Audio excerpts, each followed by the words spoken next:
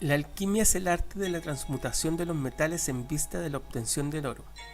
Pero producir oro metálico para gozarlo, incluso como en China, oro potable para consumirlo en vista de alcanzar la longevidad corporal, no es ciertamente la verdadera meta de la alquimia. La verdad, estamos frente a un simbolismo. El oro, dicen los textos védicos, es la inmortalidad, y a ello precisamente tiende la sola transmutación real, la de la individualidad humana.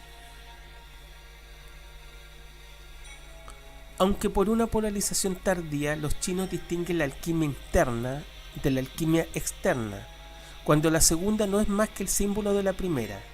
La simbólica está claramente expuesta en Occidente por Angelus Silesius, poeta religioso germano.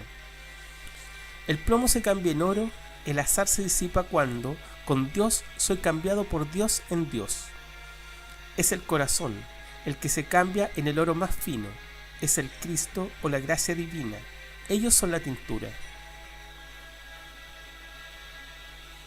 Sin embargo, de una forma más general, el simbolismo alquímico se sitúa en el plano cosmológico. Las dos fases de coagulación y de solución corresponden a las del ritmo universal, el kalpa y el pravilla, involución, evolución, inspiración, expiración, tendencias alternativas de tamas y sattva. La alquimia es considerada como una extensión y una aceleración de la generación natural. Es la acción propiamente sexual del azufre sobre el mercurio que da nacimiento a los minerales en la matriz terrestre. Pero la transmutación se efectúa también en ella. La tierra es un crisol donde lentamente los minerales maduran, donde el bronce se convierte en oro. Además, el horno del alquimista tiene la misma forma que el monte Kunlun, centro del mundo, y que la calabaza, imagen del mundo. La práctica de la alquimia permite descubrir en uno mismo un espacio de forma idéntica, la caverna del corazón. El huevo filosófico se halla además encerrado en el crisol, como el huevo del mundo o el embrión de oro en una caverna cósmica. La fundición de los ingredientes en el crisol o receptáculo del horno simboliza en efecto tanto en China como en Occidente un retorno a la matriz, al estado embrionario. La abertura superior del átanor u horno alquímico se asimila a aquella con la que está simbólicamente agujereada la cúspide de la cabeza, por donde se efectúa la salida del cosmos, o bien, según los chinos, por donde se escapa el embrión en su proceso de retorno al vacío. Los elementos de la gran obra son, en Occidente, el azufre y el mercurio, el fuego y el agua, la actividad y la pasividad, las influencias celestiales y terrenales, cuyo equilibrio produce la sal. En la alquimia interna de los taoístas, que aparentemente entronca mucho con el tantrismo, el soplo y la esencia, igualmente el fuego y el agua.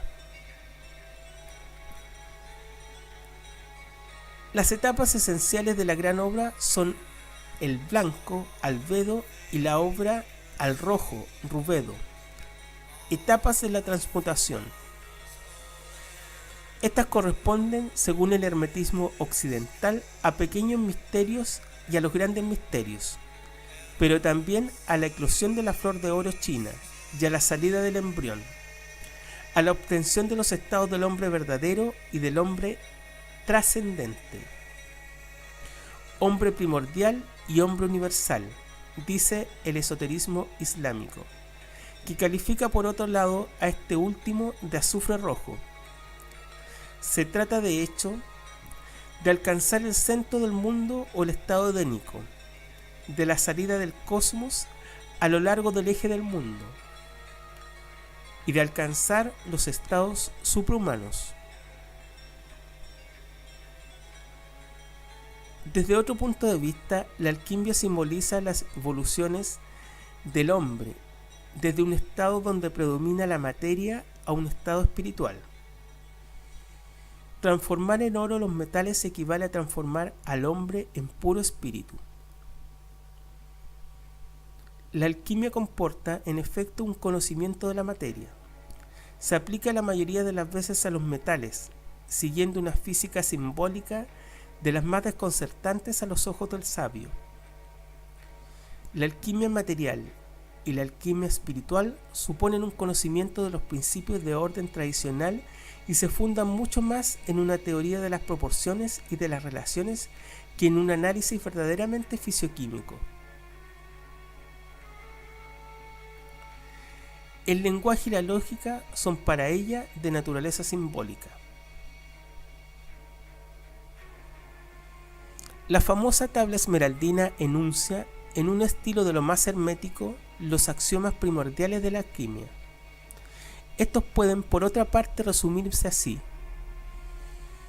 Todas las oposiciones se ordenan en función de la oposición fundamental macho-hembra. La gran obra es la unión del elemento macho, el azufre, y del elemento hembra, el mercurio.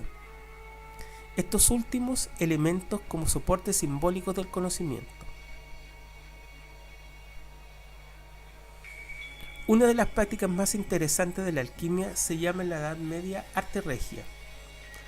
A partir de la idea de una decadencia de los seres de la naturaleza, la gran obra suprema, obra mística, vía de lo absoluto, obra del Fénix, era la reintegración del hombre a su dignidad primordial. Encontrar la piedra filosofal es descubrir lo absoluto, es poseer el conocimiento perfecto, la gnosis. Esta vía real debía conducir a una vida mística donde, extirpadas las raíces del pecado, el hombre se volvería generoso, dulce, piadoso y temeroso de Dios.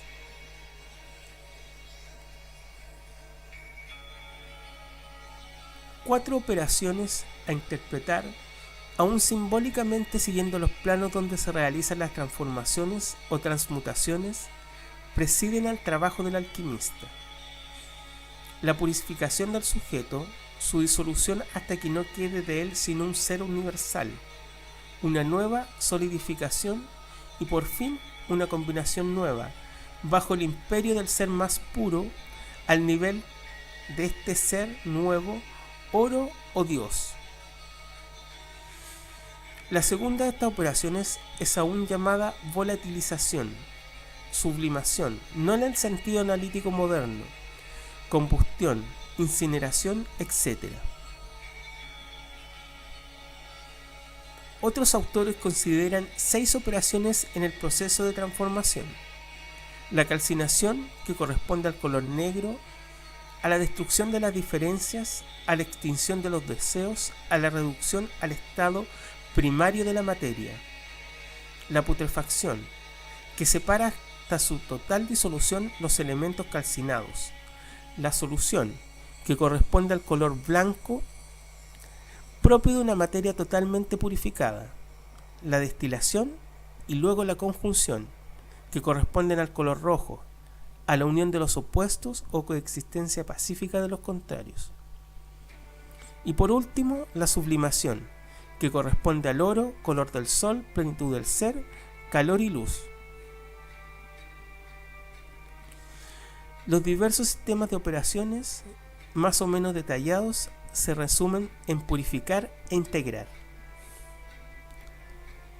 Esto se aplica tanto a la evolución del mundo objetivo como la del mundo subjetivo, que es la persona en vías de realizarse.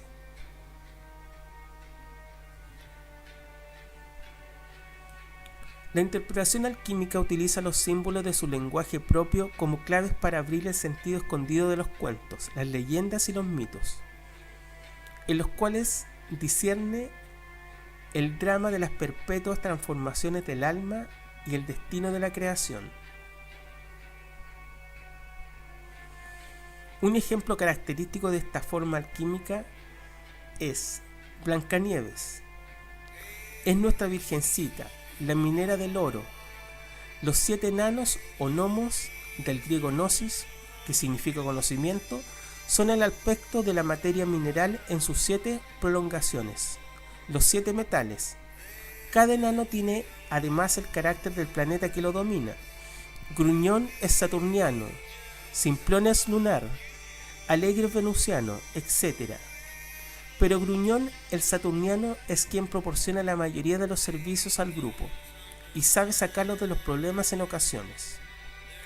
Blancanieves es entregada por la malvada reina al cazador verde para que éste la haga morir, pero finalmente, después de una muerte aparente, tras haber mordido la manzana maléfica, la virgencita se casará con el príncipe de sus sueños, que es joven y bello. El príncipe encantador es nuestro Mercurio filosofal. Sabido es que el atributo del Mercurio de la mitología es una perpetua juventud de rostro y cuerpo. Y de la unión de este Mercurio y de la virgencita, que quiere decir el príncipe, y de Blancanieves, surgirá la conclusión de todos los cuentos, que es: fueron felices y tuvieron muchos hijos. En efecto, la multiplicación hermética obtenida con la piedra es conforme con creced y multiplicaos del Génesis.